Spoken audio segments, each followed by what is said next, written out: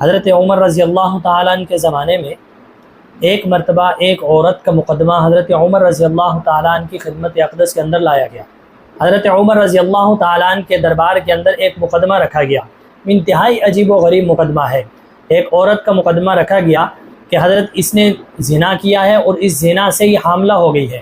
حضرت نے اس عورت کو بلایا، بلانے کے بعد پوچھا کہ معاملہ کیا ہے۔ اس عورت نے قطعی طور پر انکار کر دیا کہ حضرت قطعاً ایسی بات نہیں ہے کہ میرے قریب کوئی مرد آیا ہو، قطعاً ایسی بات نہیں ہے کہ میں نے کسی سے زنا کیا ہو۔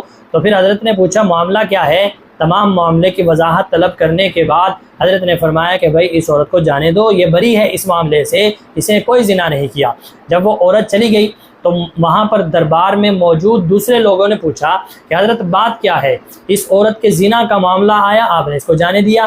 حضرت نے فرمایا کہ اصل میں بات یہ ہے کہ یہ عورت یہ بہت زیادہ نیک اور پارسا ہے، یہ شب زندہ داراں ہے، یہ رات کو جو ہے اللہ کی عبادت کرتی ہے۔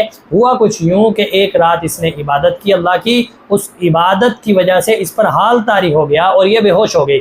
جب یہ بے ہوش ہوئی تو اس کی بے ہوشی کی حالت کے اندر ایک شیطان جن نے اس کے ساتھ زنا کیا، اس عورت کے ساتھ، اور اس کے زنا کرنے سے یہ عورت حاملہ ہو گئی۔ اس کے اندر کوئی اس عورت کا قصور نہیں ہے۔ اب اس واقعے سے، اس عجیب و غریب واقعے سے ہمیں دو تین باتیں سمجھ آتی ہیں۔ پہلی بات یہ ہے کہ اگر جن کسی عورت کے ساتھ صحبت کر لے، زنا کر لے، تو اس جن کے زنا کرنے کی وجہ سے، جنات کے زنا کرنے کی وجہ سے عورت پر شرعی حد جاری نہیں ہوگی۔ دوسری بات اس میں ہمیں یہ سمجھ آئی کہ اگر جنات جو ہے عورتوں کے ساتھ زنا کر لیں تو جنات کے زنا کرنے کی وجہ سے، ان کے صحبت کرنے کی وجہ سے عورت حاملہ ہو جاتی ہے، عورت کو حمل ٹھہر سکتا ہے۔ اب ایک اور بات بھی اس سے حل ہو گئی۔ بہت دنوں پہلے کی بات ہے، کچھ عرصہ پہلے کی بات ہے، یورپ کے اندر ایک غیر شادی شدہ عورت کے ہاں بچے کی پیدائش ہوئی۔